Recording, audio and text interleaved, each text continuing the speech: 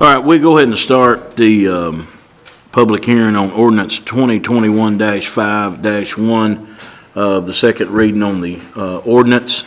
Mr. Tommy Lee is here to answer any questions that you may have during this public hearing.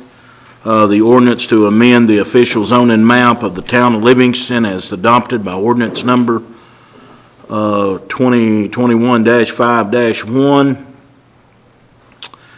and as since amended to change the zone and classification of the properties located at 111 Railroad Street, 205 Evans Street, Church Street, and South Church from I-1 Light Industrial to C2 Central Business District. Has any board members had any calls on the changing of this ordinance, or this amendment? Okay. If not, Tommy, have you had any calls? Christian had any calls? I've not received any. Is anybody here that would like to talk about the changing of from I-1 Industrial to C2 Central Business District?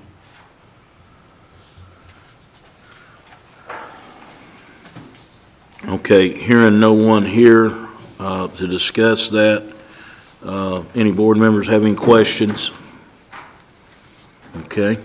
Hearing none, we will close the public hearing and we will call the meeting to order. If you would, please stand for prayer and remain standing for the Pledge of Allegiance. Dear gracious Heavenly Father, we thank for this day and all the many wonderful blessings. Lord, we thank you once again for allowing us to be leaders in our great community. Lord, we pray that we do everything that's in accordance with thy will. Lord, we pray for the men and women that serve in our country, especially the ones on foreign soil, that you'll bring them back home safe and sound, if it be thy will. We pray for the families that have lost loved ones, that comfort them as only you know how. Pray for the sick, and especially the ones that we know that if it be thy will, we restore them back to their much wanted health, if it be thy will. Forgive us of our sins. In Christ's name we pray. Amen. Chief Etheridge, you lead us in Pledge Allegiance, please. I pledge allegiance to the flag of the United States of America and to the republic for which it stands, one nation, under God, indivisible, with liberty and justice for all.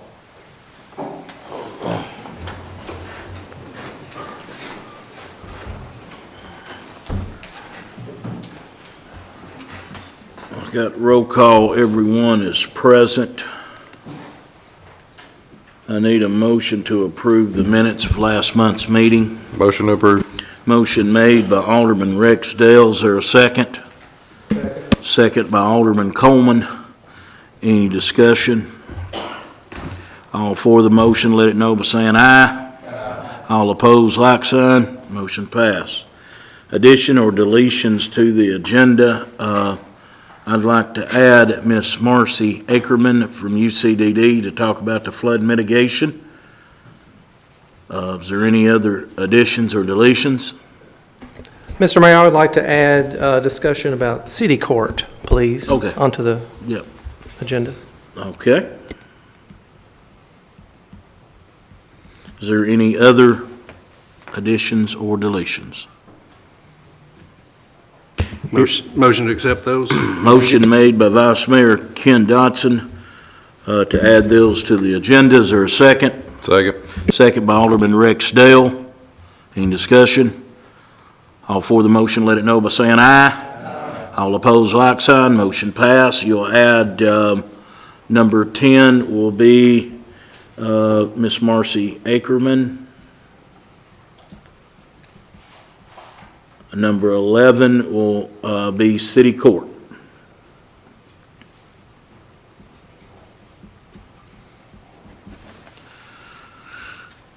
Okay. Item number 1 under old business is the second reading on the ordinance 2021-5-1. That's the one we just had the public hearing on and had the first reading last month. Need a motion to do the final approval. Motion to approve the ordinance as Motion, presented. motion made by Vice Mayor Ken Dodson, Second. second by Alderman Chris Speck. Any discussion? All for the motion, let it know by saying aye. All opposed, like sign. Motion passed. Item number 2 is the police evidence procedures. MTAS consultant, Mr. Rex Barton, is with us via Zoom. Rex, can you hear me?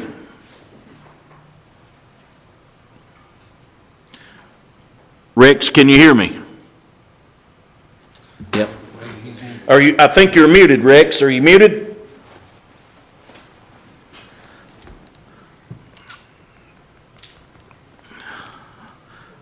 All right, Rex, I'm calling. Hey, Rex, I'm going to call. Volume control. I think so. Can you look and see? Let me get Rex.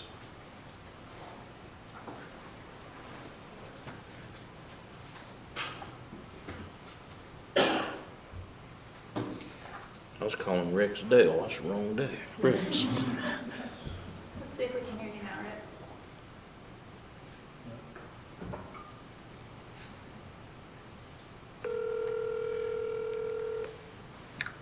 Yes, sir. All right, Rex. I've got you.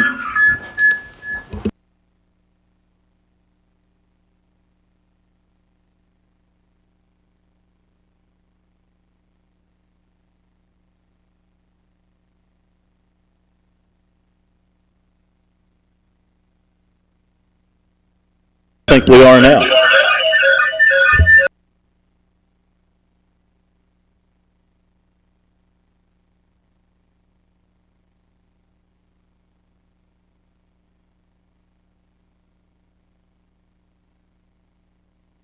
I'm here, Rex. Can you hear me? Rex, can you hear me? Can't hear me. Turn his speakers back up now that we've got him on over.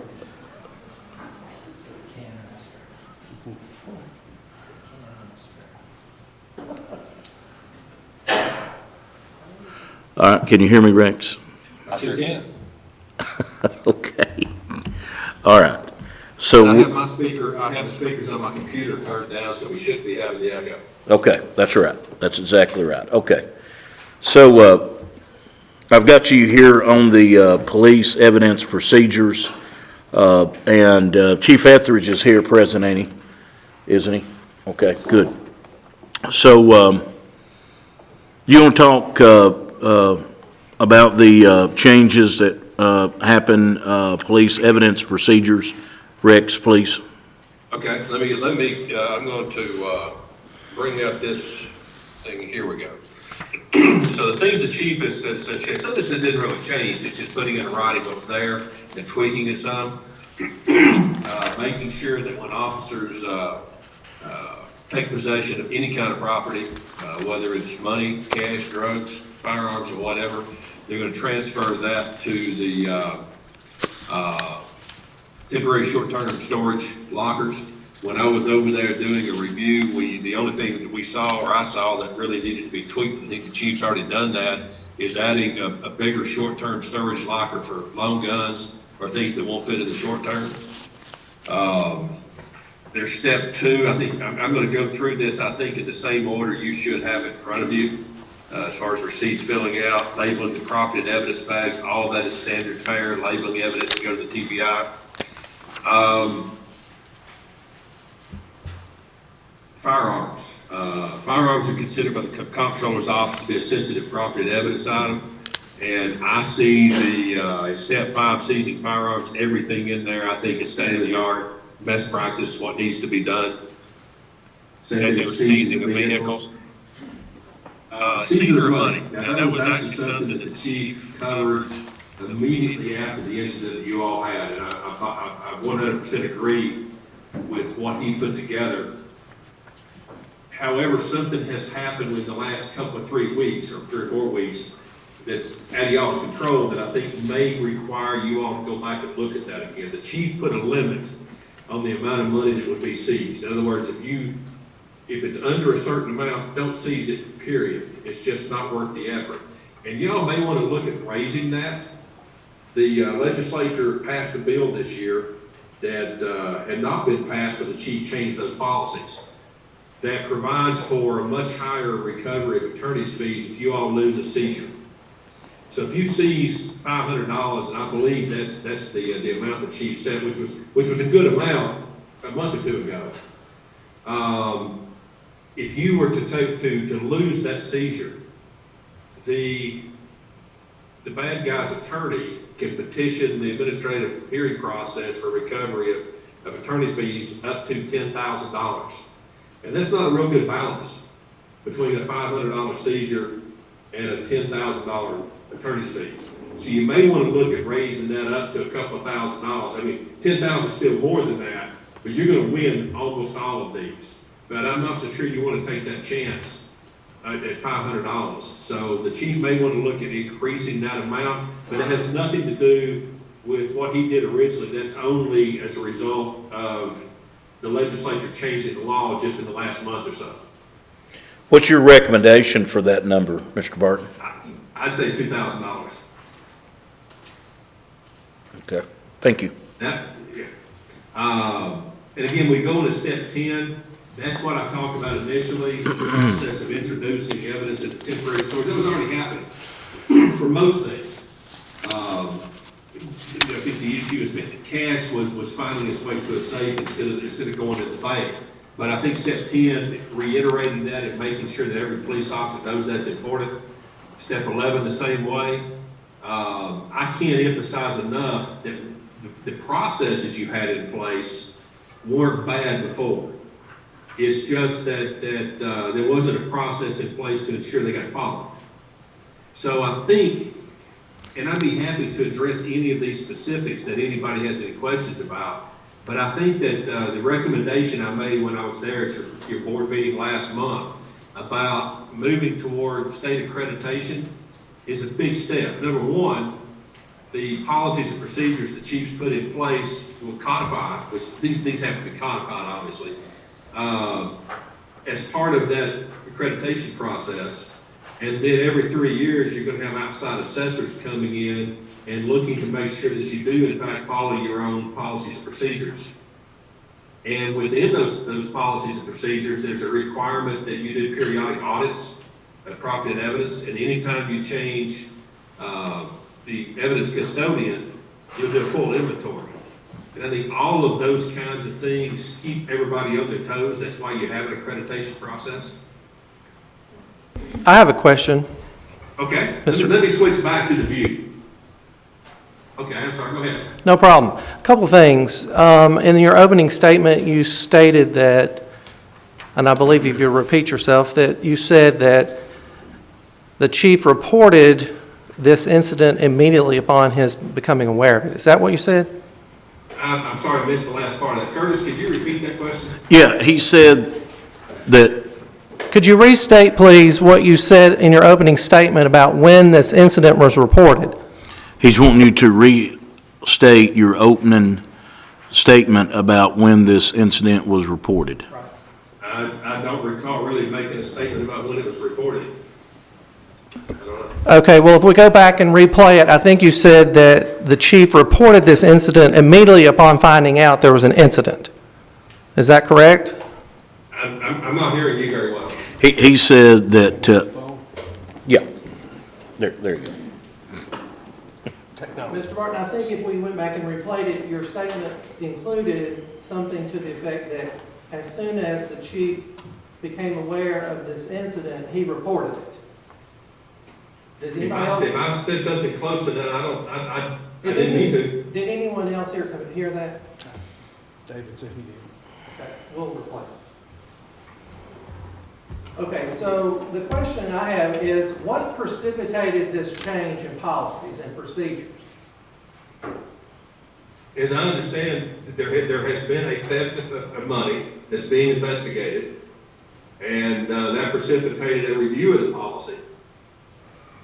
Okay, but in our current policy, we have many of the things that you've stated, which include semi-annual inspections of the evidence room, multiple employees having custodial care of the evidence room. Is that correct?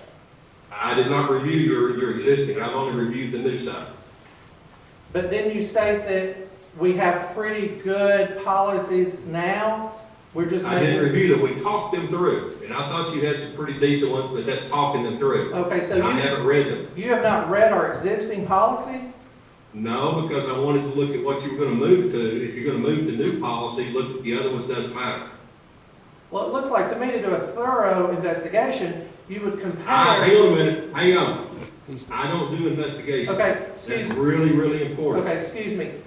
It looks like if you're going to review our department to consider changes in policies, you would review our existing policies first. I Would that really not- thought it prudent to look at what the chief was looking to move toward. Okay, well, the way I understand it, we have a current policy that states that semi-annual audits are to be done. That's in the policy. Correct? I don't know. Well, I think- may I ask that you review our current policy and then report back on your recommendations? If that's the will of the entire city, then yeah, I can do that. But I think that the recommendations you have in front of you are very good. And then the further recommendation would be to pursue accreditation. But accreditation also requires that they come in and do an audit of our policies and procedures. To They some- do what's called, they do a review. Right. But the words audit and investigations are kind of not exactly pertinent here, but the assessors would come in and do a review of your policies and procedures but they're not going to do a review of old policies and procedures. They're going to do a review of general orders you put together as part of the accreditation process that are in effect when the assessors show up, as well as documentation to ensure that you're in fact following those policies and procedures. Accreditation also won't go back and look at the past either. Okay. Well, as our current policy states that anytime there's a promotion or an appointment, that the evidence room is audited. It also states that there's a semi-annual inspection, which assumes we're having at least 2 inspections per year. And you felt like you feel like that's a good policy? When it depends on the definition of inspection, okay? I prefer the use of the word, this is where I will talk about a self-audit. I prefer to use the phrase is self-audit because audits are spot checks. I'm just reading the policy as it's stated, dated 1/1/2012 as adopted. Okay? And that's what it says under audits and inspections. But you asked me what I wanted to recommend, and I would recommend 1 annual spot audit. Okay. But our current policy states that we're going to have 2 audits per year. Okay? So you're saying reduce that to just 1. That's your recommendation? Okay. Yes. Are you aware? With accreditation. Okay. Are you aware whether or not 2 audits were done under? Sir, I'm going to explain to you, I don't investigate, so no, sir, I did not. I just asked if you're aware. No, sir. Okay. All right. So you don't really have an opinion to opine as to whether or not we followed our existing policy? No, I did not do an investigation. Here's the thing to keep in mind too. You have an investigation going on. I'm aware of that. And, okay, so I am not going to address anything that those folks are addressing. And I understand that. I'm not asking you to specifically. I'm just asking you to opine on our current policy. Our current policies have very clear procedures in place, and I'm just trying to find out if they follow it. If you have an opinion on that, but you're not going to comment, so I understand that. And do you believe that a recommendation would be to have 2 employees be the evidence room custodian, or more than 2? In a department your size, I think 2 is probably adequate. You have to have 2, because if someone's on vacation, you gotta have someone else, obviously. Okay. Larger departments may have 3. In our current policy, we have 4. We have the chief, the captain, the custodian, technician, I think is an administrative personnel, and then we have a backup. So you're saying you should recommend taking that down to 2? I would. It's not an ironclad thing. Yes, that would be my opinion. Okay, thank you. And our current policy also states that if there's discrepancies found in an audit, which should be done semi-annually, that would be reported in a written format to explaining the discrepancies. Are you aware whether or not that was done? Don't know. Okay. All right, thank you.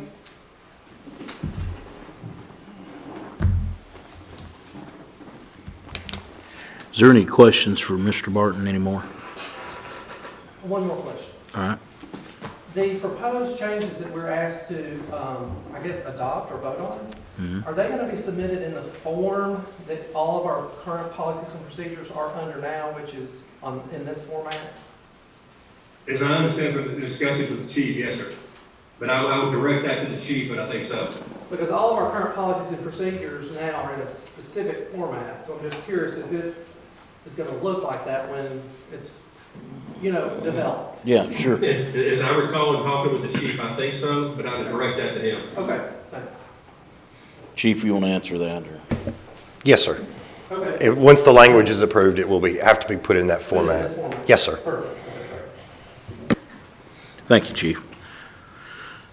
Okay, any other questions? Mr. Barton, do you have any other statements or that you want to carry on, or was you complete?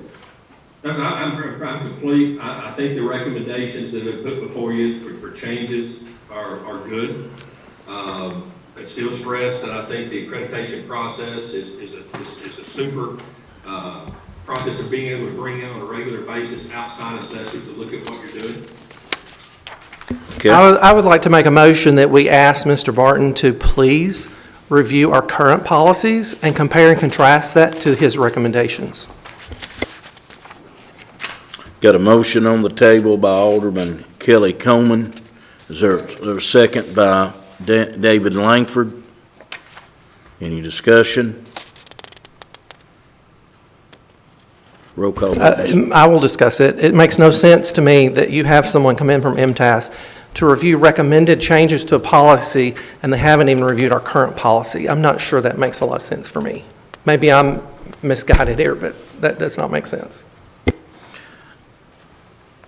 Okay, you've got a motion and you've got a second. Roll call vote, Ms. Phyllis, please. Alderman Clough. Aye. Alderman Coleman. Yes. Alderman Dale. Yes. Vice Mayor Dotson. Yes. Alderman Langford. Yes. Alderman Speck. Yes. Motion passed. Motion passed. Did you understand? Mr. Mayor, could I ask you, I know the motion's already passed, but when you say review, I'd like a little bit of guidance on what you want that review to be. Just policy, or you want to, if you're wanting me to determine whether or not the policies or procedures were followed, I can't do that because of the ongoing issue you have. I don't have a problem in the world reviewing what you have and making recommendations to whether or not the policy in and of itself is adequate relative to the new proposals.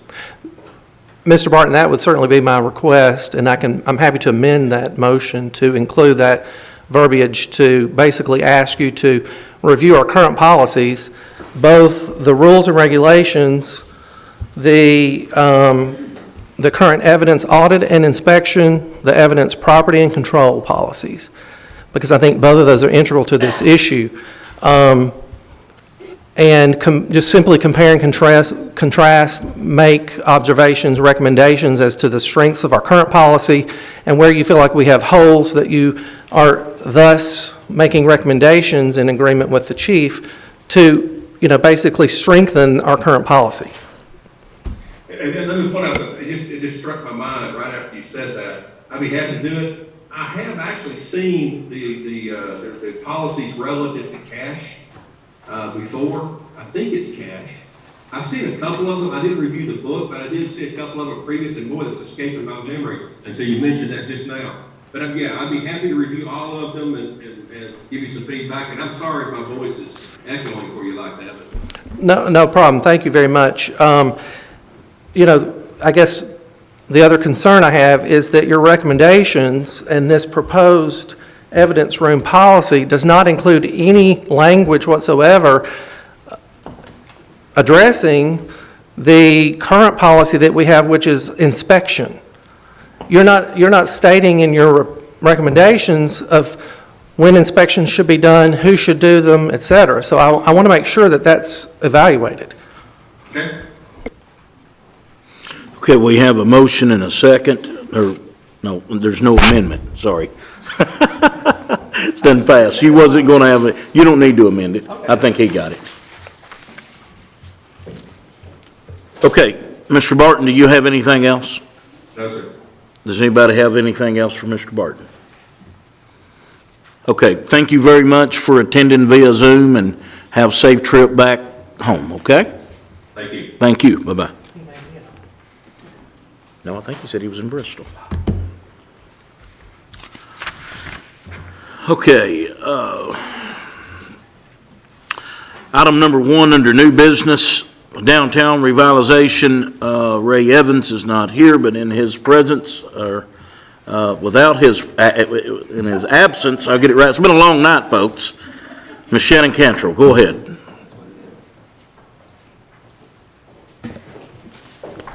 Good evening. I am happy to help out and give a update on some things with the Downtown Revitalization Committee.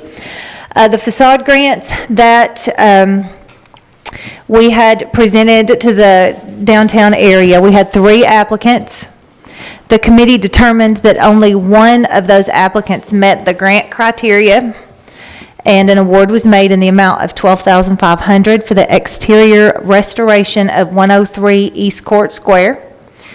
Because we only awarded 1 grant this round, we will likely have a second round later this summer. The Broad and Main Street Sidewalks Grant, the TDOT Multimodal Access Grant, the consultant is still waiting on a final plan with comments from some of the TDOT departments. The courthouse grant, which is the TDOT TAP grant, field surveying is complete. We have a meeting being scheduled for this Friday in Livingston to review the survey with our city staff. And lastly, but definitely not least, Live in Livingston, our concert series has been scheduled. July 17th is the first date. All 3 of these concerts will start at 5:30 in the evening. So July 17th at 5:30, Jake Hoot is scheduled. August 21st at 5:30, Stacy Mitchhart is scheduled.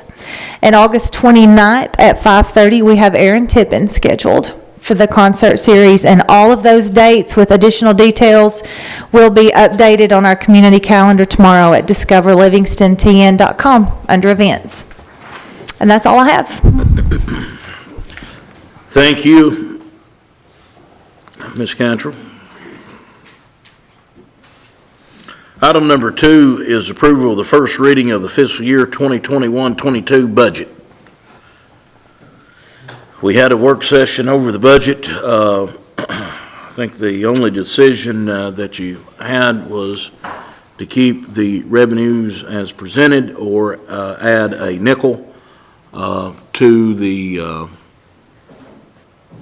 property tax revenues line, a dime or 15 cents or whatever the pleasure of the board wants to do.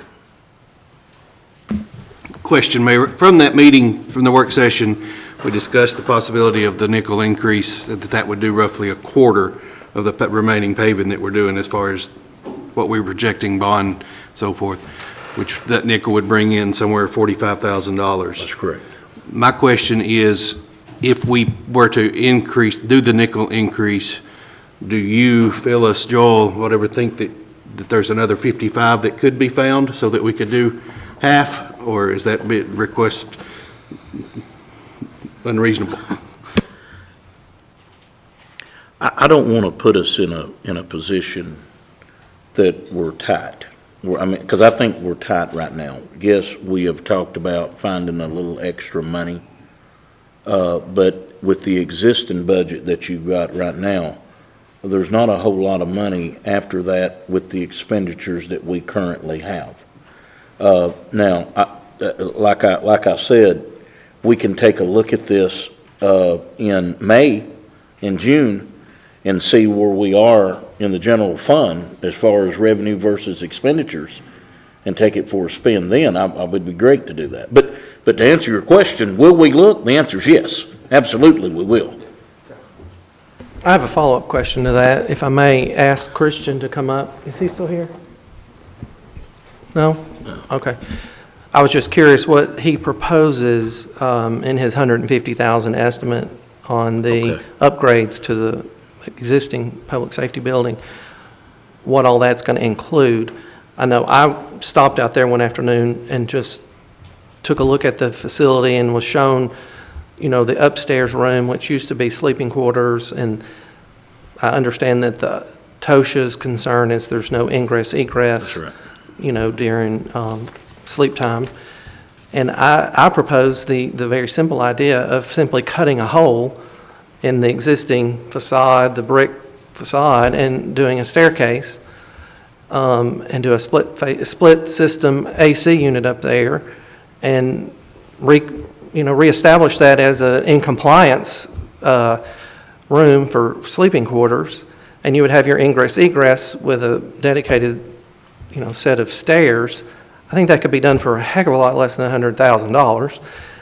And then it's the other concern I think with the building is this appears to be significant settling cracking, which is very common in buildings that age.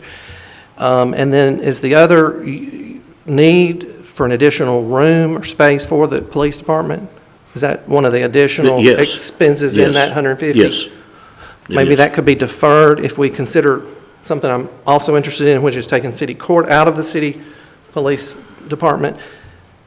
Is there a potential that you could, maybe get 50 out of that proposed 150 there to piggyback to what, Vice Mayor Dodson is proposing?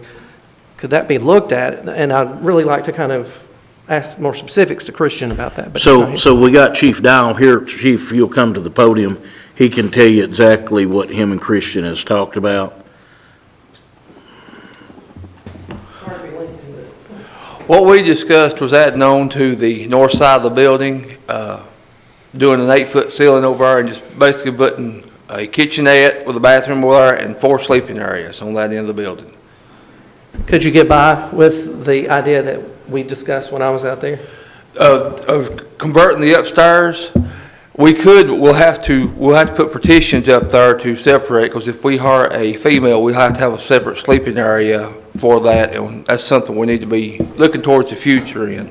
Right now, they're sleeping in the same room, which is not an issue, but if we had a female to get hired, we would have to segregate that.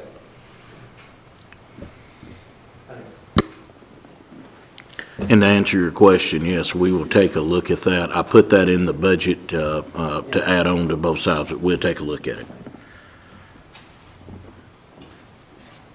I just think that everyone that has given us any advice on this is telling us that we're not being responsible if we don't do the nickel increase, and it looks like it's definitely needed and can be used, and so I'll support that and hope that we can find the rest of it at wherever we can find it. Is that the motion? That will be a motion. Okay. Let me get my notes here, please.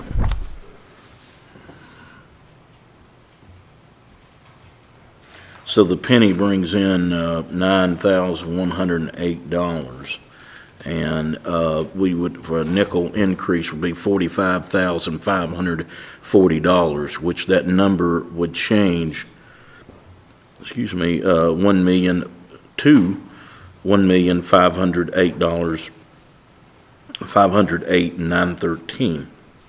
That would be the new number under the motion that was made by Vice Mayor Dodson. So that's the motion. Is there a second? I'll second. Second by Alderman Rex Dale. Any discussion? Yes. Clarification.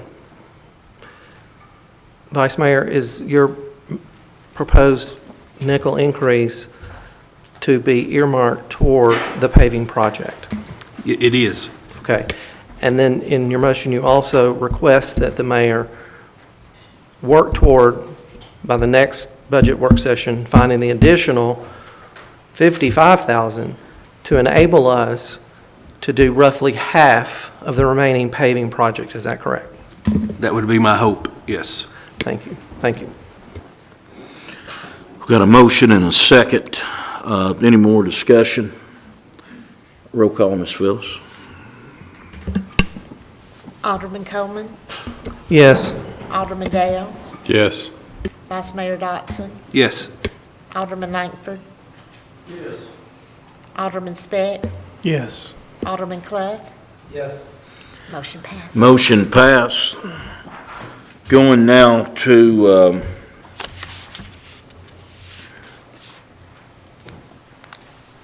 item number 3 is to appoint Ms. Lachelle Richardson to the Planning Commission to replace Ms. Rebecca Pension. Motion to approve. Motion made by Alderman Speck. Is there a second? Second by Alderman Clough. Any discussion? All for the motion, let it know by saying aye. Aye. All opposed, like sign. Motion passed. Item number 4, Private Chapter 23, House Bill 1607 of 112, General Assembly. Mr. John Meadows is John. Yeah, there's John. Mayor Alderman, this is a few months back, I can't remember how long ago it's been, but the board had passed a resolution to have the charter of the town of Livingston amended, and that went up to the legislature, and that has passed. But in order for that to take effect, the city's got to ratify and approve this proposed change to the charter. And the only difference the language in this amendment as opposed to the current charter is that this language allows the Board of Aldermen by ordinance to delegate the authority to hire and fire employees, delegate that to the office of the mayor. Of course, this is the first step.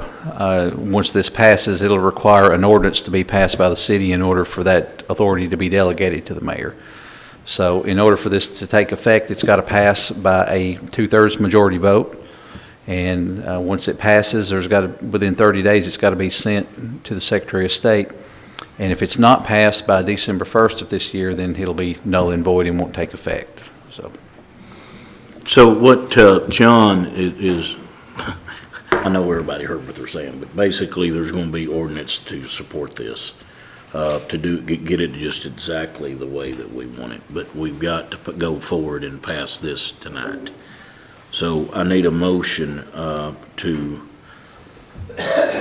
accept the Private Chapter 23 House Bill 1607 of 112 General Assembly. Is there a motion? Motion to accept. Motion made by Alderman Chris Speck. Is there a second? Second. Second by Vice Mayor Ken Dodson. Is there any discussion? If not, we'll do a roll call vote, please. Alderman Dale, Yes. Vice Mayor Dotson, Yes. Alderman Langford. No. Alderman Speck, Yes. Alderman Clough. Yes. Alderman Coleman. Yes. Motion passed. Motion passed. John, the next step is, do we need to have you want to have a work session before next monthly meeting? That'll be fine. And talk about exactly what we want in the ordinance. Is that okay? That's fine. Okay. And just for the record, that will be on Tuesday, July 6th, since we'll be off 4th of July holiday on that Monday. So the next meeting will be July 6th for the regular scheduled meeting, and then we have a second reading on the budget in June. Yes, that's right. It will be at the airport, folks, 6th July. Yeah, we'll be at the airport. Okay. And so the work session will be, what, so we don't know, we'll just. The work session will probably be at 5 o'clock. Okay. At the airport as well. We'll be all at the airport. Okay, that is passed. Item number 5, slum clearance ordinance, Mr. John Meadows.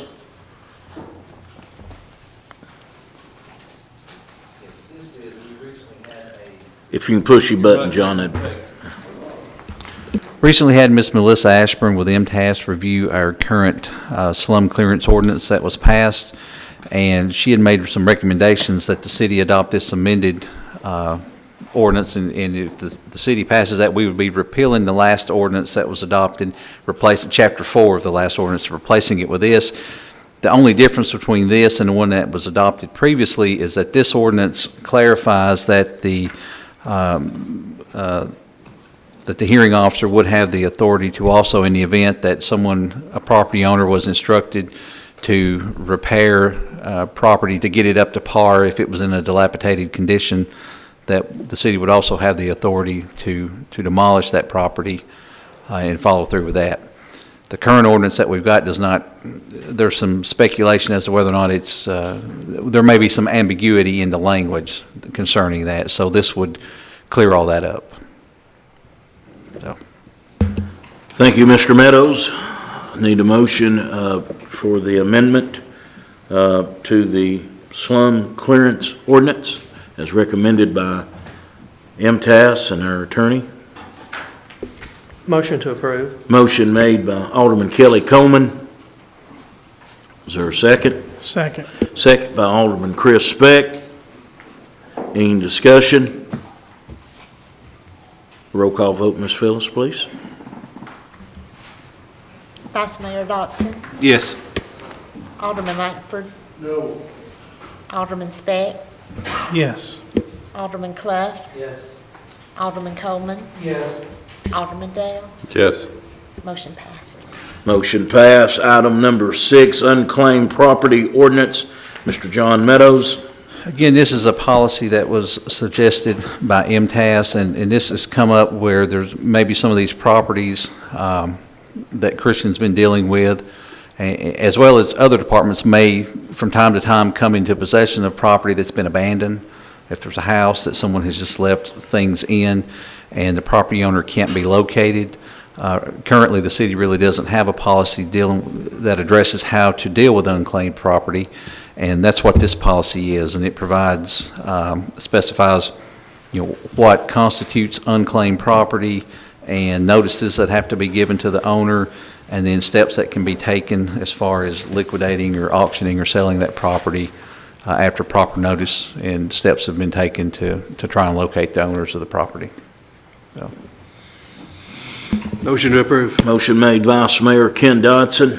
Second. Second by Alderman Speck. Any discussion?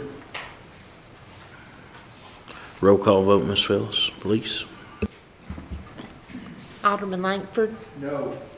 Alderman Speck, Yes. Alderman Clough, Yes. Alderman Coleman, Yes. Alderman Dale, Yes. Vice Mayor Dotson. Yes. Motion passed. Motion passed. Item number 7, ordinance to amend section 11-208-2-7 of the zoning ordinance. Mr. Tommy Lee. Thank you, Mr. Mayor, members of the council. What we have in front of you tonight is an amendment to the Livingston zoning ordinance, and the reason for it, what we're doing is when the ordinance was adopted initially, in the C1 section, multifamily housing was listed as both a use permitted and a use permitted upon appeal. And those contradict each other, and so we are simply trying to clean up the ordinance for when someone wants to put multifamily housing in C1, they know exactly which route they need to take. And so we brought it to the Planning Commission and asked them to determine which would it be, a use permitted or a use permitted upon appeal. Based upon their recommendation, we are asking that we amend the zoning ordinance, which would basically eliminate the phrase multifamily housing from the permitted use section in the C1 zoning district, which would, by virtue of the elimination, make multifamily housing a use permitted upon appeal in the C1 section. Thank you, Mr. Lee.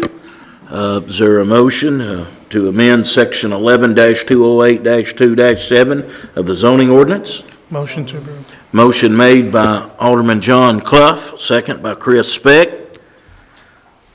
Any discussion?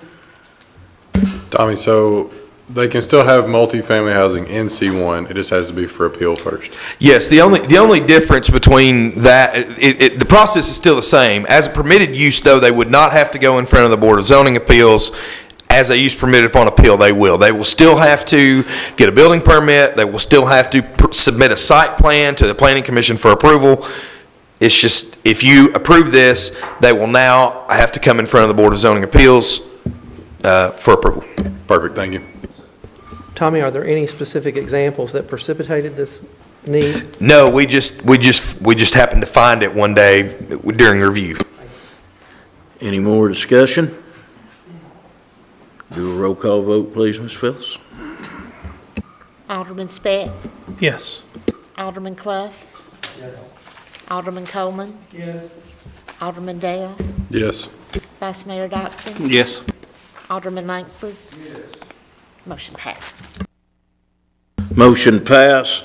Phyllis, have you got them lawnmower bids? I know you gave them to me, but. Item number 8 is the lawnmower bids paid for out of our airport maintenance fund. We opened bids today. The low bid full mower service, $7,499.29. Actually, they're the only ones to bid. They put in 2 bids, full mower service did. One was $7,499.29. The second one was $8,650. The difference is one's got a carburetor, one's got fuel injection. Yes. Yeah, the cheaper one, $7,499 has a carburetor. So, but that is the lowest one. So you want the fuel injection or you want the carburetor? That they all met, yeah, either one. So- Motion to accept the less expensive bid. Motion made by Alderman Speck to accept the low bid from Full Mower Service of $7,499.29. Is there a second? Second. Second by Alderman Rex Dale. Any discussion? All for the motion, let it know by saying aye. Aye. All opposed, like sign. Motion passed. Item number 9, we had a petition for speed bumps and speeding over on Evans Street. Chief Etheridge, can you come to the podium, please? Upon getting that petition for speed bumps on Evans Street, I had Captain Smith and Chief Etheridge to run radar over there. Also, get some data back so you all could make a sound decision. Captain Smith handled the data. Okay, sorry. Mayor and Board Alderman, I brought that to a meeting this morning with the mayor. The fastest vehicle we had, and we only had You want this, Ray, so you can read it? the only one that we really had was one at 61 mile an hour. Our average speed over there is 35 mile an hour. Where the 61 come in at, it could have been anything, ambulance or anything. We've only had 25 calls for service. I answered 5 of those calls, and it was about dogs. We do have a problem over there with one family. We have worked hard on to deal and delegate the authority that we go by. We still are working on that. I've sent patrol units over there to run radar personally, counted 2 cars. 2 cars in an hour's time. I said, if it's what we got in an hour, it's not going to change. We have 16 residents on that road there. I don't think that a speed bump is needed over there.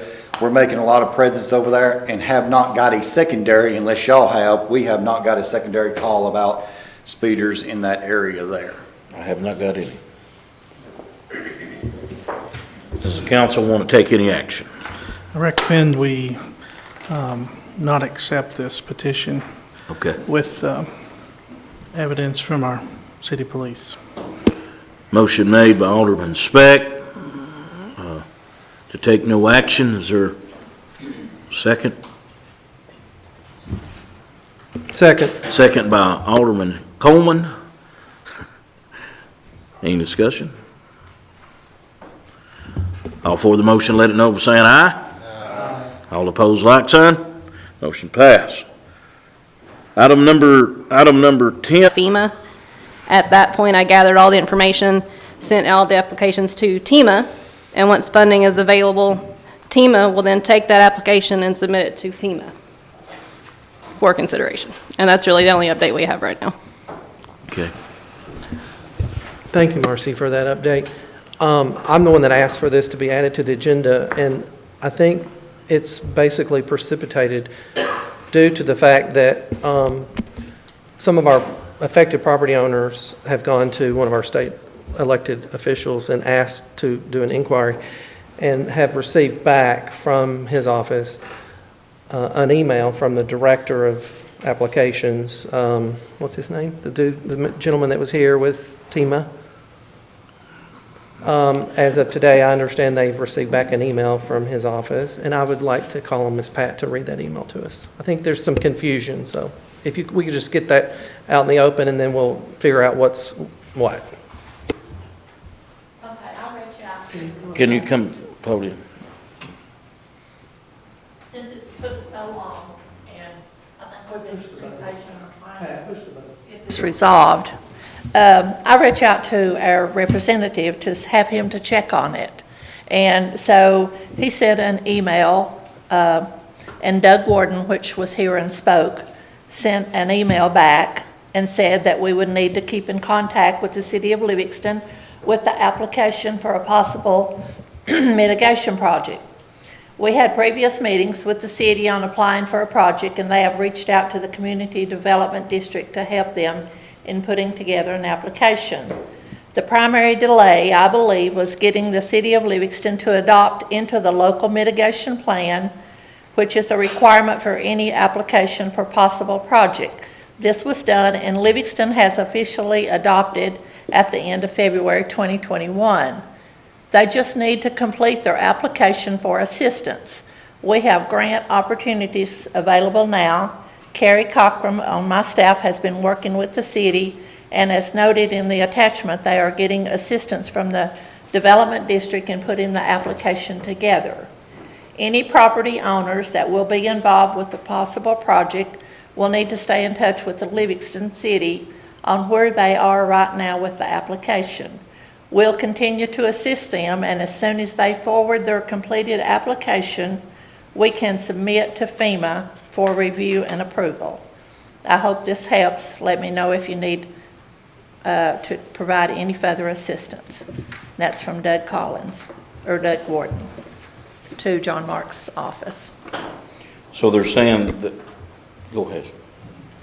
So I think the confusion, really, in my opinion, when Ms. Poston reached out to me, boils down to the director of admissions at TEMA giving information to a state elected official that they're still waiting on the city of Livingston to submit the application for this grant, and yet UCDD has followed all the protocols, submitted the application, and has evidence that it was submitted. So clearly we have one hand's not talking to the other, but it's grossly deficient to be telling our property owners that the city hasn't submitted the application when UCDD has evidence that they have. So we need some help to get to the bottom of this. Yeah, I don't care a bit to call Mr. Warden tomorrow. I mean, I'm confident that Ms. Ackerman and Ms. Clayton, both that have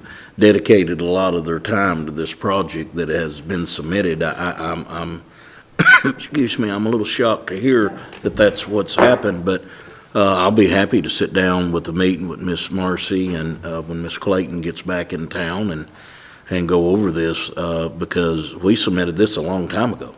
I mean, we've been on top of this.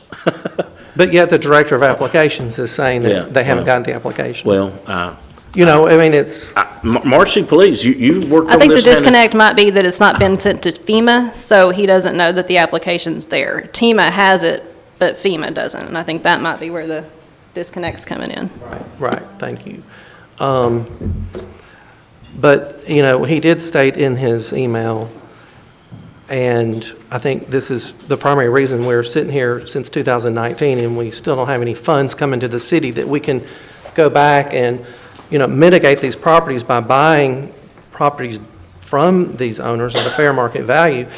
is really because it took us until February of this year, 2 years later, to adopt the county's mitigation plan that was not in order. That's right. I mean, they acknowledged that they had a mitigation plan that was not current and up to date. And according to FEMA, according to this Carrie, who works for Doug, if the county does not have a current and approved mitigation plan current with FEMA can't even submit an application. We couldn't do So we anything couldn't technically do till anything. February 24th would have been the Until first this day we could have February. done anything. So, again, the city keeps getting a black eye on this, but our hands were tied to some degree.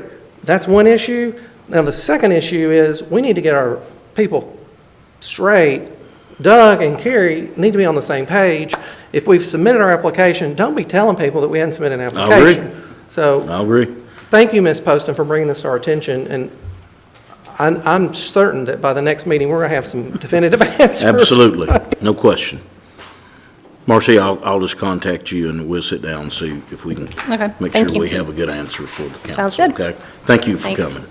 Well, once it is approved, how much longer is it going to take to come up with an offer or whatever? It can take up to a year once FEMA does get the application. And my understanding is FEMA has up to 12 months to consider applications once they're submitted. So Yes, sir. being submitted to FEMA sets the time clock. Once they get it, they have up to 12 months to make determinations if it's going to be approved. When was that submitted to FEMA? It has not been submitted. There's a waiting on big difference funding. between FEMA and Right, TEMA. Right. TEMA is FEMA the- has it, FEMA doesn't. Where are we waiting on? Funding, FEMA funding. Until FEMA appropriates disaster relief funds, until there's a pool of funds dedicated. That's determined at FEMA, the federal level. Once those funds are dedicated, at that point, the green light begins, and TEMA, the Tennessee organization, can then submit the application. Right. It cannot go to FEMA That's right. until FEMA dedicates the funds. That's right. Can't apply for it. They cannot, That's right. you cannot apply to FEMA until the funds are dedicated. So it's very convoluted, and I've learned a lot. But I really am sympathetic to y'all because it's your all's property and it's your loss, and, you know, so much of this is, I think, could have been avoided had the county had their plan in order, but that is what it is. We can't control that. And what I've done is I've put this on the agenda every month, so to kind of give you an update on exactly what's going on. We was doing quarterly reports, but we'll do a monthly report now. Anybody is welcome to come, but I'm going to try my best to get to the bottom of the emails that came through. I mean, I'm like you. I mean, we're all here to help. I mean, there's nobody here that is negligence in not performing their job to try to neglect anybody from getting paid. That's just not the case at all. It sure don't. And I think it's also Absolutely. important, it's another thing I've learned, if I may just add, FEMA has two different designations as it relates to disasters.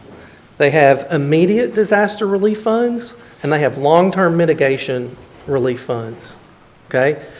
You hear people on the news, you see disasters, tornadoes, whatever, and you hear people applying for immediate release funds. Those are funds that go directly to homeowners or property owners to help them recoup immediate losses from a disaster. That's a separate grant authorization. That's not what we're applying for. We're applying for the long-term disaster relief mitigation, which is a grant for the city of Livingston to get funds from FEMA that we then may go back to our property owners and offer to buy your property so that we, quote, mitigate the long-term damage potentials to your property, okay?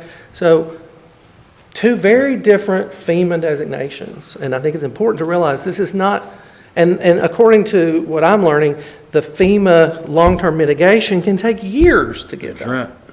That's right. So, you know, it is very frustrating. The It people is. who make the applications tell me it's frustrating. Agreed. So I can't imagine your frustration. But hopefully this information is helpful. Right. Again, thank you, Marcy. Thank you. Item number 11, City Court, Mr. Kelly Coleman. Yeah, I would like to ask, Mayor, if we could consider potentially moving the city court either to here, City Hall, or to a courthouse, only because I think maybe it might raise the significance or seriousness of city court. And then secondly, would it be possible to provide the Board of Mayor and Aldermen a schedule of when city court is to be held? I don't know if that's on an as-needed basis or if it's a regularly quarterly, I'm not sure. And then what's the agenda, like, who's going before city court for what? I'm just curious. Yeah, we can, absolutely, we can get that. Chief Etheridge? Yes, sir. When is the next city court? Third Thursday of the month. I'm sorry, could you repeat that? Third Thursday of the month, 4:30, typically at the Public Safety Building. Yeah, so can we get the agenda, or not the agenda? The docket list? The docket, yes. Yes. Absolutely. I may be the only one here, but I'm just curious what goes before city court. Can I you- didn't know we had a city court, frankly, until just recently, so. The next docket, Greg, that goes out, can you get it to Ms. Phyllis here, and she can send it out, and for the next 4 or 5 months, do that, so. Typically, it takes about maybe 1 week before the actual date to try Yeah, to get that's the fine. stuff in, but yes. Yeah. Yes, sir. Can you do that, please? Yes, sir. Okay, thank you. All right, And is there a reason why we have it at the police department? Would that free up a space or a room at the police department? right. If I'll we let- moved it, because I know we're stretched for space there. Help me understand that. We used to do it in the training room. That's where it had been since the building had been built. Due to COVID, we moved it to the fire bay to try to increase distances. Now that the firemen have taken over the training room to sleep because of the other issues, so we've lost that. There are some advantages to having it around our database, but it's manageable if we do it somewhere else. We can make it work. Okay, thank you. We'll give you a report back to that, too. Okay, the second reading on the budget will be June the 28th at 5 o'clock here at City Hall. We will have budget amendments, and we will have a public hearing, and we will also, let me back up, we'll just have the second reading at 5 o'clock. And budget amendments at night too, Phyllis? Okay, so everything will start at 5 o'clock. But also just a reminder that the July Board of Aldermen meeting will be held on Tuesday, July 6th, 6 p.m. at the Livingston Municipal Airport. Jason Duke, the chairman, would like to show the board exactly some things that's going on up there, okay? All right, no other business. I have one other quick question, if I may, and I'm not sure if this is appropriate time. I may need to ask to this be added to the agenda next month, and if so, just obviously tell me.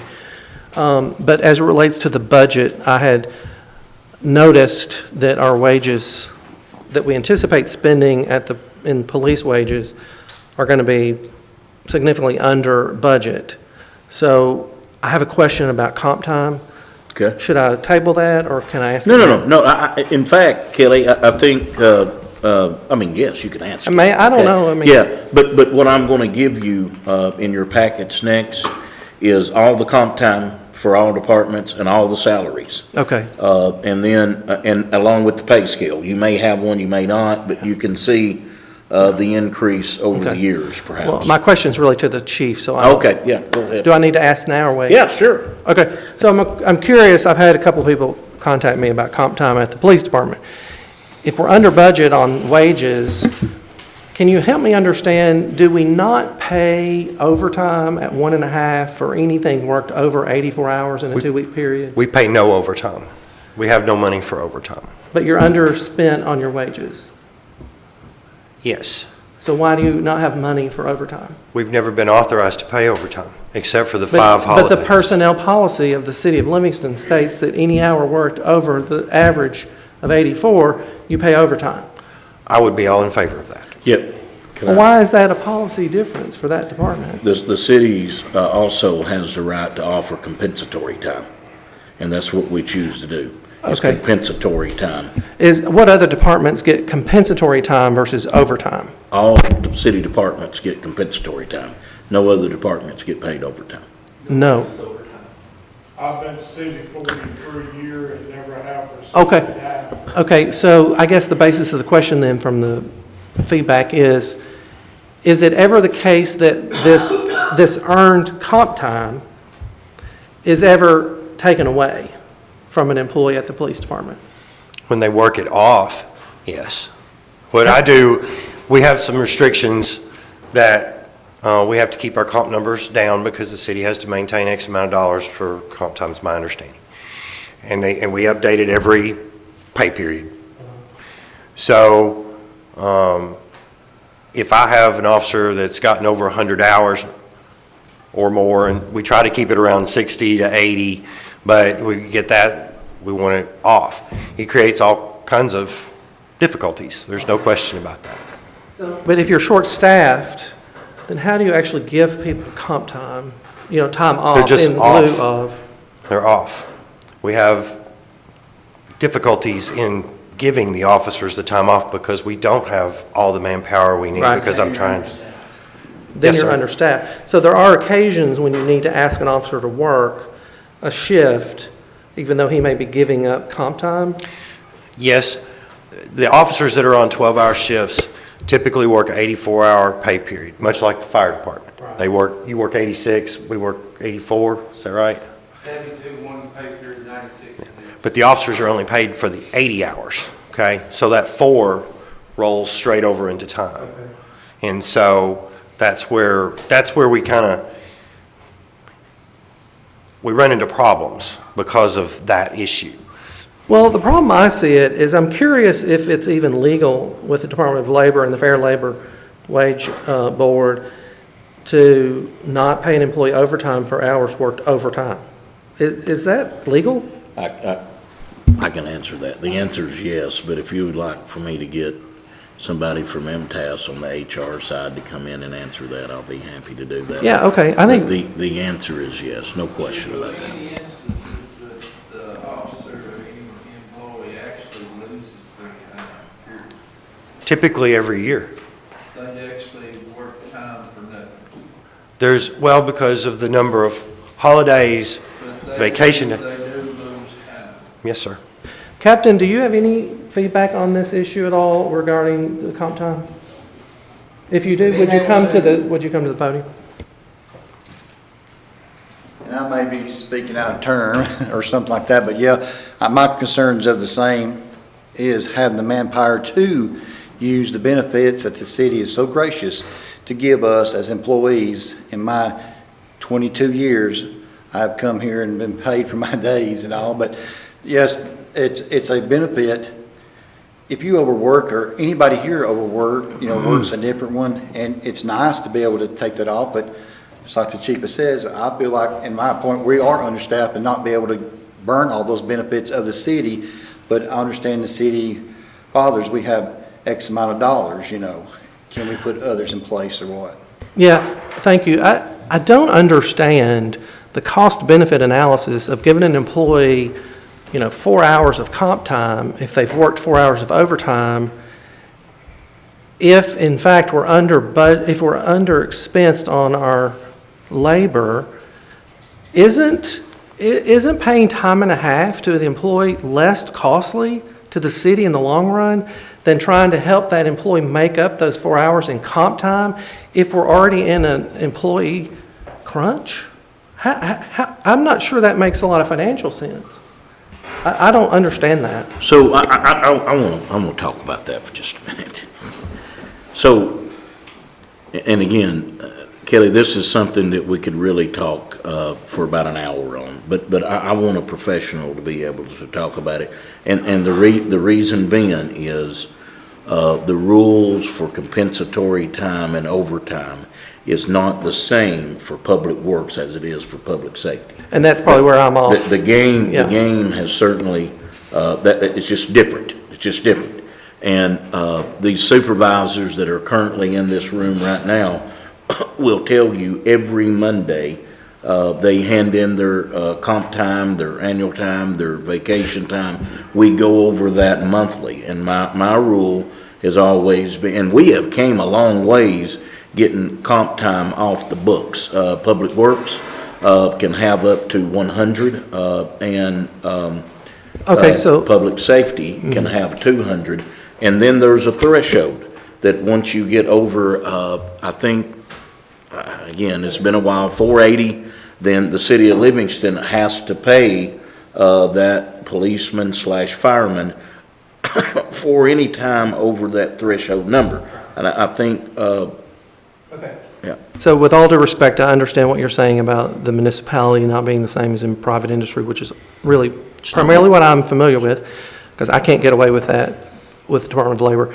So my question then is, can I see the accrued comp time hours by department, okay, year to date? Because the analysis should be, what are those comp time hours worth monetarily versus what is the benefit of keeping comp time versus paying it straight out in overtime? I'm not sure that is necessarily the most cost-effective thing if you look at it. Does anybody know how many hours of comp time you've accumulated within your department year to date in comp time hours of cumulative employees? Do you have any idea how many hours that is? I could tell you the bottom number, but I don't know. How many hours is it, bottom line? Currently, probably about 1,400 hours department-wide. Okay, so 1,300 hours, look at that versus time and a half. Versus trying to schedule, when you're in a short-staffed situation, those actual, quote, comp days. Yeah. I would like to see that. Kelly, we'll get you whatever you want. I just want to caution you about paying overtime for public safety employees and for. That's not my premise. My premise is to weigh the two. Okay, I understand that. Comp versus OT. Absolutely, and we can do that. Okay, but I'm not sure you can compare apples with apples. Right.